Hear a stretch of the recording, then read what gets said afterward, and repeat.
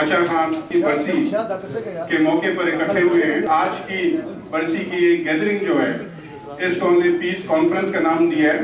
पंजाबी इलाकों पे कर्ज है, पंजाब पे कर्ज है कि 63 साल में उन्होंने बादशाह खान को नहीं समझा, उन्होंने अदम तशद्दुद को नहीं समझा, उन्होंने सियासत में मजहब और रियासत को ज्यादा रखना नहीं समझा। पंजाबी इलाकों पे कर्ज है, यहाँ पे गली गली, गांव-गांव, शहर बादशाह खान की अदम तशद्दुद की तालीम, ANP के असूल, उनकी बुनियाद पे पंजाबी मुस्लिम जो है अगर वो अपना मुस्तकबिल रोशन करना चाहता है तो इन असूलों की बुनियाद पे उस मुस्तकबिल रोशन होगा, नहीं तो आज वो दुनिया में तन्हा हो चुका है। अफसोसनाक बात यह है कि एक ऐसी कौम जिसको ANP अपनी प्रोग्राम मंशूर का हिस्सा समझती है और मुझे पता है कि वो उनके मंशूर प्रोग्राम का हिस्सा है। छलेजी कौम की बात करो, उनको अभी तक उनकी शनाख्त नहीं हुई। मैं हाजी अदील साहब को और इसाक भाई साहब को मुबारकबाद देता हूँ कि उन्होंने अपनी एक तवील जद्दोजहद के बाद अपने वतन की शनाख्त जो है वो मनवा ली है और उनको मुबारक। इसका एक ही हल है कि एक दूसरे को बर्दाश्त करें, एक दूसरे के हकूक़ को तस्लीम करें और उसके नतीजे में एक पुरअमन और जमहूरी मुल्क हम बना सकते हैं।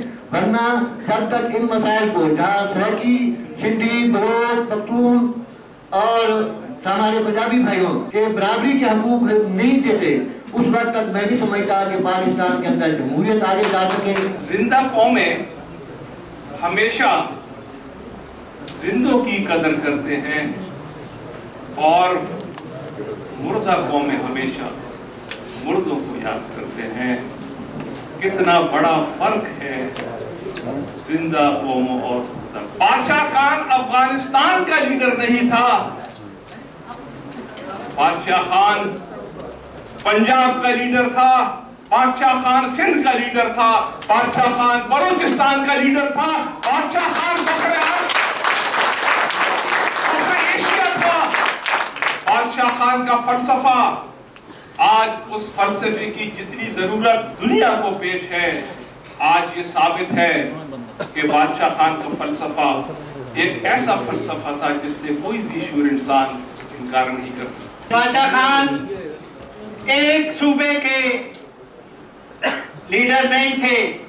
बादशाह खान ने ये फलसफा सारी दुनिया को दिया और उस फलसफे के नतीजे में और उस फलसफे के वजह से दुनिया में कई लीडर पैदा हुए। दुनिया इतनी तेजी से बदल रही है कि शायद हमें यहाँ बैठे ख्याल नहीं है कि हम इसकी लपेट में किस तरीके से आएंगे। मुझे कई दफा ये फिक्र है कि दुनिया बदल जाएगी मगर हम पाकिस्तानी अपने लोहे की टोपियां अपने सर पे लेके बैठे रहेंगे। इसलिए खुदारा बादशाह खान के नाम के लिए खुदारा इस लोहे की टोपियों को उतार। पाकिस्तान में मजहब के नाम पे तफरीक नहीं होगी, पाकिस्तान तरक्की नहीं कर सकता।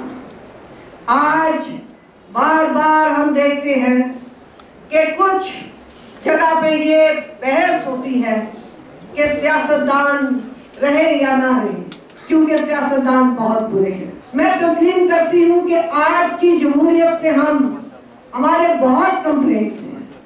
आज की जमहूरियत हम समझते हैं कि ना पुख्ता है, मगर हमें इसके साथ साथ ये भी तस्लीम करना चाहिए कि आज की जमहूरियत के लिए जो चैलेंजेस हैं वो शायद पिछली हुकूमतों के लिए नहीं थे। इसलिए मैं खबरदार करती हूँ उन लोगों को और उन सेक्शंस को और उन ISI के लोगों को जो कि रोज बैठ के कहते हैं निजाम बदल के ऐसा निजाम ला दिया जाए जिसमें अनरिप्रेजेंटेटिव बॉडीज। हमें लंबी लूली जमहूरियत मंजूर है, मगर हमें अमनियत चाहे वो फौजियों की हो या फौजियों की एजेंट की हो हमें नहीं मिलती। बादशाह खान का पैगाम जमहूरियत का, अमन का और बर्दाश्त का आलमी और वो आज भी मौजूद है। और ये उस वक़्त से है 1920 की दहाई से जिस वक़्त बड़े सगीर में सख्त सियासी और माशी बहरान थे, और उसके अंदर वो एक फलसफा और जज्बा देना, ये बहुत बड़ा कंट्रीब्यूशन है बादशाह खान का। एक उनका आज के दौर का कंट्रीब्यूशन है जिसको आज हमें ज़रूर एक्नॉलेज करना चाहिए, वो ये है कि आज के दौर में जो इस खित्ते में जो एक ग्रेट गेम के नाम से जो कॉन्स्पिरेसी लाई गई है, और जिस तरह की बैरूनी कुव्वतें यहाँ एक जंग का मैदान गर्म कर रही हैं, एक फसाद का, एक डिस्टेबलाइजेशन की एक पूरा मंसूबा है जिसके ऊपर अमल हो रहा है, उसमें अगर किसी सियासी मुफक्कर के आइडियोलॉजी की जरूरत है तो वो बादशाह खान है। इस जंग को खत्म नहीं किया गया, इस कत्लेआम को खत्म नहीं किया गया, तो ये आज सिर्फ पाकिस्तान में नहीं रहेंगे, ये इस कदर बढ़ेगी कि दुनिया के तमाम ममालिक और पाकिस्तान के लोग अमन की ये जंग हार गए तो यकीन जानिए दुनिया की कोई कुव्वत इस आतिश को, इस दहशतगर्दी को कहीं भी न रोक सकेगी, न हिंदुस्तान में रुकेगी, न बांग्लादेश में रुकेगी, न यूरोप में रुकेगी, न अरब दुनिया में रुकेगी, और न अमेरिका में रुकेगी। आज जो हमारे लोग कत्ल हो रहे हैं वो सारी दुनिया के लिए कत्ल हो रहे हैं, लेकिन फिर कितने दुख की बात है, हम तो अमन की खातिर लड़ने वालों के शाना बशाना अमन की खातिर जंग लड़ रहे हैं, लेकिन हम पर हमला और तरफों से भी हो रहा है। कराची में देखें, किसी का नाम अगर पख्तून है तो उसको कत्ल कर दिया जाता है, किसी के घर पे लाल झंडा है तो वहां आग जला दी जाती है, ट्रैफिक का कोई हादसा हो जाता है तो गाड़ी को जला देते हैं। अमन हमारी कराची में भी जरूरत है, तो अमन मेरी जरूरत पख्तूनख्वा में भी है, अमन मेरी जरूरत पंजाब में भी है, अमन मेरी जरूरत बलोचिस्तान में भी है, अमन मेरी जरूरत कराची और सिंध में और फाटा और गिलगित बल्तिस्तान में भी है।